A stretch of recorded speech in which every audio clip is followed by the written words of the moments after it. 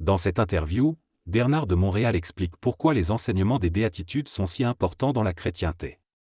Il explique que ces enseignements, bien que simples en apparence, sont en réalité occultes, car le Christ avait une conscience cosmique et parlait en vertu des lois de vie universelles. Les termes simples utilisés étaient voilés car ils dépassaient la compréhension intellectuelle de l'homme de l'époque. Les béatitudes peuvent être appliquées dans la vie, mais pour les vivre pleinement, l'homme doit évoluer mentalement et comprendre ce qui se cache derrière les mots. La chrétienté actuelle cherche à cultiver les fruits des béatitudes, mais elle est une chrétienté pensante et humaine, tandis que celle qui viendra sera une conscience universelle dans le Christ. Selon l'auteur, il existe deux aspects de la chrétienté, le côté historique, qui a été influencé par les pensées humaines et conditionné par le fardeau du karma humain, et le côté universel, qui n'est pas limité dans le temps et qui permet à l'homme de contrôler la matière et d'élever l'esprit des masses. La chrétienté universelle sera une forme de conscience humaine plus évoluée, qui permettra éventuellement à l'homme de communiquer avec des intelligences supérieures dans la galaxie. Cependant, l'homme d'aujourd'hui est encore inconscient et ne peut pas vivre cette conscience universelle. Le terme chrétienté universelle est en réalité un pléonasme, car l'universalité de la conscience humaine est déjà une version chrétienne des rapports entre l'homme et le cosmos. Il faut donc prendre garde à ne pas être prisonnier des mots et de comprendre que l'aspect simple d'esprit signifie être détaché de l'orgueil intellectuel et spirituel pour être ouvert à l'écoute et à l'acceptation des enseignements universels. L'être humain est ouvert à recevoir des connaissances des plans d'évolution afin d'éclairer sa vie personnelle. Cependant, il ne comprend pas la constitution des mondes invisibles et ne peut juger des rapports entre son esprit et les entités sur ces plans. De ce fait, l'homme moderne est en danger de violer les lois de la vie sans s'en rendre compte. Des entités qui manquent de compréhension tentent de communiquer avec l'homme, et souvent, elles transmettent une intelligence négative qui retarde son évolution. Ces entités sont affectées par des forces sataniques ou lucifériennes. L'homme est donc en danger face à ces forces, et bien que certains puissent se protéger, d'autres ne le peuvent pas en raison de l'ouverture de leurs énergies. Il est important pour l'homme de comprendre le mécanisme de la pensée pour connaître l'existence de ces intelligences et établir des rapports avec elles. Selon l'auteur, les êtres humains peuvent être connectés à des courants d'énergie positives ou négatives, ce qui crée une polarité. Il est important de comprendre d'où viennent nos pensées, notamment les pensées négatives, afin de se libérer des courants d'énergie négative et travailler avec des courants d'énergie positive. Le Christ utilisait son pouvoir de connaissance pour éliminer les influences négatives et permettre à l'individu de vivre une vie normale.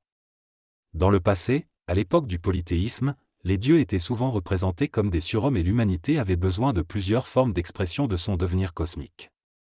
Puis est venu le monothéisme, où l'homme a commencé à réaliser qu'il avait en lui un dieu. Dans le futur, lorsque l'homme atteindra un certain niveau de centrabilité, il pourra renverser le concept de monothéisme et établir des relations d'énergie avec les différentes intelligences universelles. L'homme deviendra créateur et sera en relation avec le divin de manière plus profonde. L'auteur souligne également que lorsque l'homme cesse de penser, il n'a plus besoin de soutien psychologique et peut entrer en relation totale avec lui-même, en étant en harmonie avec l'isolation cosmique. BDM explique que l'être humain a la capacité d'entrer en harmonie avec les atomes qui le composent et de redistribuer l'énergie dont il a besoin pour se reproduire, tout comme les entités dans un cosmos idéal. Cependant, pour atteindre cet état d'évolution, il est nécessaire de repenser la réalité, la vertu, la religion et les concepts philosophiques. Les enfants de la lumière sont ceux qui seront capables de transmuter leur corps matériel, de communiquer avec des intelligences supérieures, de comprendre et d'utiliser l'énergie de leur âme, de voyager dans le temps, d'interagir sur un pied d'égalité avec des races extraterrestres, d'avoir un pouvoir sur la matière minérale et végétale, de créer de nouvelles formes animales et d'influencer l'esprit de l'homme. Ils créeront une nouvelle civilisation dans l'invisible de la Terre, tout en ayant la possibilité de revenir dans le plan matériel s'ils le souhaitent. Actuellement, il est plus facile de faire le mal que le bien, car le mal a une plus grande influence sur l'humanité. Cependant, quand le bien aura une plus grande influence, les individus feront naturellement le bien. Faire le bien ou le mal est karmique et équivaut au même résultat. Lorsque l'individu est muté, il ne fait ni le bien ni le mal, il fait. Les lois karmiques sont des lois d'organisation de la lumière et font partie des lois cosmiques nécessaires pour créer de nouvelles vibrations. L'homme accumule des expériences pendant des siècles, et une fois qu'il a compris les leçons de vie, il peut commencer à enseigner ou aider d'autres races et humanités en évolution. Quand on est conscient, on ne se préoccupe pas de faire le bien ou le mal, on agit simplement selon la compréhension de la vie. On pourrait envisager d'autres approches pour que l'être humain développe ses connaissances sans avoir à revenir vivre de vie en vie. Cependant, cela nécessiterait un autre plan de vie. Le problème original de l'homme réside dans le temps. Le temps a été créé avec le renversement de la galaxie, ce qui a engendré la polarité dans les corps humains. Sans cette polarité, l'homme serait capable de se dématérialiser et de se libérer de son enveloppe physique. Mais avec le temps, l'homme est figé dans son corps et sur les autres plans. Lorsqu'un homme est figé dans le temps sur les plans invisibles, il peut se retrouver dans des régions sombres sans aide. C'est pourquoi ces âmes ont besoin de l'homme vivant, car elles sont leurs frères. Le temps a été voulu comme expérience pour déterminer si les forces sataniques pouvaient évoluer avec une civilisation terrestre, mais elles se sont rendues compte que les forces de lumière sont trop puissantes. Néanmoins, l'homme est protégé car il a une âme. De plus, l'arrivée du Christ a bouleversé les plans des forces sataniques et leur a fait prendre conscience qu'ils ne pouvaient pas évoluer avec l'homme. Après le retour du Christ, il y aura une période où la bête sera inaccessible à l'homme, mais par la suite, le cycle d'évolution pourra reprendre. Les hommes étant attirés par la matière, il est possible que cette situation se reproduise. L'être humain est en réalité multidimensionnel et constitué d'énergie magnétique. Dans cet échange, Bernard de Montréal explique que lorsqu'une personne perd son corps, elle ne le perd pas mais le transmute.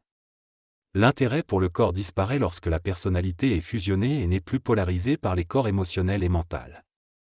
Il précise également que l'âme est partout et nulle part à la fois, indépendante du temps et de l'espace. Les forces sataniques sont soumises au temps et s'accrochent à l'âme, mais elles sont malheureuses car la souffrance la plus grande est d'être soumise au temps. L'âme est omnipotentielle et divine, mais l'intelligence est une illusion, bien que le principe de l'intelligence soit une réalité. Enfin, les intelligences dont il parle sont en réalité des esprits avec lesquels l'esprit de l'homme peut communiquer. Dans cette conversation, on parle des intelligences, qui sont des êtres énergétiques sans âme. L'âme est quelque chose de spécifique à l'homme, permettant de descendre dans la matière sur Terre et d'évoluer. Le livre La cosmogonie d'Urantia est considéré comme important et intéressant à lire, mais il ne faut pas le lire pour apprendre des choses concrètes. L'âme est soumise aux lois du temps sur les différents plans de l'existence, ce qui explique la notion d'incarnation. Le temps est une condition essentielle à l'évolution. En ce qui concerne les indulgences de l'Église catholique, elles étaient liées à l'espoir d'évolution personnelle post-mortem, mais ne sont pas directement liées à des aspects financiers. L'Église catholique est considérée comme la religion la plus avancée en termes de psychologie, bien que ses actions dans le passé puissent sembler comiques à notre époque. Il est important d'être objectif et d'étudier les intentions réelles de l'Église pour comprendre son rôle dans l'histoire. Dans cette discussion, Bernard de Montréal évoque la question de l'Église chrétienne et de son influence sur les individus. Il souligne que malgré les aspects négatifs liés aux personnalités humaines, l'esprit de l'Église a toujours quelque chose de bon à offrir, que ce soit sur le plan spirituel, philosophique ou politique. Il mentionne également que la mutation dont il parle ne se fera pas dans l'Église elle-même, mais chez les hommes. L'Église a terminé son cycle et l'homme va être individualisé. Des relations avec d'autres plans. Cela ne signifie pas qu'il n'aura plus besoin de l'Église, mais que les relations entre l'homme et l'intelligence de l'Église seront coupées. Bernard de Montréal affirme ensuite qu'il est possible d'échapper aux lois du temps. L'homme doit sortir des contraintes temporelles pour entrer en contact avec les forces de la lumière et travailler avec elles. Il précise que la fin des temps, dont il est fait mention dans la Bible, est liée à cette notion de sortie des lois du temps. Tout ce qui est connu depuis des millénaires va enfin être compris. Enfin, il est question du fait que de nombreuses informations ésotériques se retrouvent dans différents textes sacrés à travers l'histoire, notamment dans la Bible et les enseignements de l'Égypte ancienne et de l'Orient. Bernard de Montréal souligne que ces informations sont immuables et universelles, mais que leur interprétation peut varier selon les époques et les personnes qui les transmettent. L'auteur explique que les textes ésotériques peuvent être mal interprétés et déformés au fil du temps. Les gens ont tendance à vouloir comparer les idées et concepts ésotériques d'une culture à une autre, ce qui peut entraîner des erreurs de traduction et de compréhension. De plus, les anciennes cultures peuvent être influencées par leurs propres superstitions, ce qui peut également altérer la signification originale des textes ésotériques. Il est souligné qu'il est important de vivre l'ésotérisme en soi-même et de faire preuve de discernement pour comprendre ce qui est universel et fondamental dans ces textes. Les béatitudes, par exemple, sont considérées comme un idéalisme pour l'homme, mais leur application dépend du temps. Lorsqu'il n'y a plus de temps, elles ne s'appliquent plus. Quant aux intelligences qui entrent en relation avec les êtres humains, elles sont toutes soumises aux lois du temps et en évolution tant qu'elles ne sont pas libres du temps. Il est expliqué que l'objectif de l'homme est de pouvoir coexister éternellement sur différents plans, en respectant les lois du temps mais en étant libre du temps lui-même. Cela signifie pouvoir passer d'un temps à un autre selon les nécessités, tout en respectant les lois en vigueur. L'immortalité est ainsi définie comme la capacité de l'homme à être libre du temps tout en respectant les lois qui le régissent. Les lois du temps jouent un rôle important dans notre existence, mais il est possible d'être libre du temps tout en respectant ces lois. La formule de l'énergie, E égale mc2, est efficace sur le plan matériel, mais si l'homme comprend les lois du temps atomique, il peut éviter les problèmes liés à cette formule. Les races supérieures, que l'on pourrait appeler extraterrestres, connaissent et respectent les lois du temps, mais sont libres de leur emprise. Cependant, le terme extraterrestre peut être trompeur car il englobe à la fois des individus bienveillants et malveillants. Certains extraterrestres ont aidé l'humanité dans son évolution en lui transmettant des connaissances, comme celles relatives à la construction des pyramides de l'Atlantide. Quant aux multitudes mentionnées par le Christ, leur implication avec ces intelligences reste inconnue. Certains savoirs doivent être révélés au moment opportun, car le processus de connaissance suit des phases spécifiques. Il est important de comprendre que toute connaissance écrite est soumise aux lois du mensonge cosmique. Lorsque l'humanité sera libérée de cette loi, elle pourra véritablement comprendre certaines vérités. Dans cette discussion, il est suggéré que les extraterrestres sont complices de la loi du mensonge cosmique et qu'ils racontent des histoires aux humains. Les extraterrestres sont présentés comme des initiés qui appliquent automatiquement cette loi du mensonge et les humains sont avertis de ne pas se laisser tromper par eux. Certains extraterrestres prennent des formes angéliques dans certaines religions et sont vus comme des dieux, mais en réalité, ils ne sont que des menteurs. L'exemple des extraterrestres capturés, avec un exemplaire présenté dans le pavillon de l'insolite à Terre des Hommes, est mentionné, mais le conférencier ne donne pas d'informations précises sur l'apparence ou la véracité de ces captures. La discussion se termine sur ce sujet.